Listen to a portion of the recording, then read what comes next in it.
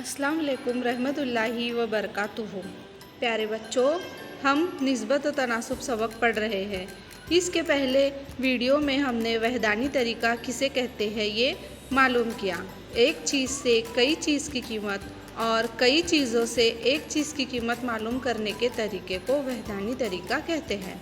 चलिए अब हम वहदानी तरीके की कुछ मिसालें देखते हैं। मिसाल नंबर 1, 15 गुलाब के फूलों से बने गुलदस्ते की कीमत 45 रुपये है, तो बताइए कि 5 गुलाब के फूल कितने के होंगे।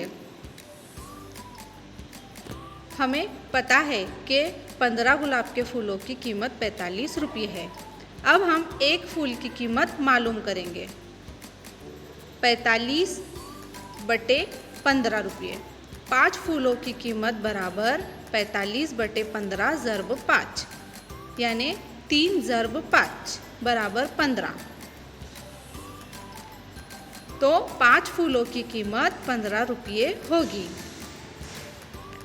मिसाल नंबर 2, एक संतरे की टोकरी में 20 संतरे रखे गए हैं। इन संतरों की कीमत 60 रुपये है, तो इस टोकरी का एक संतरा कितने का होगा।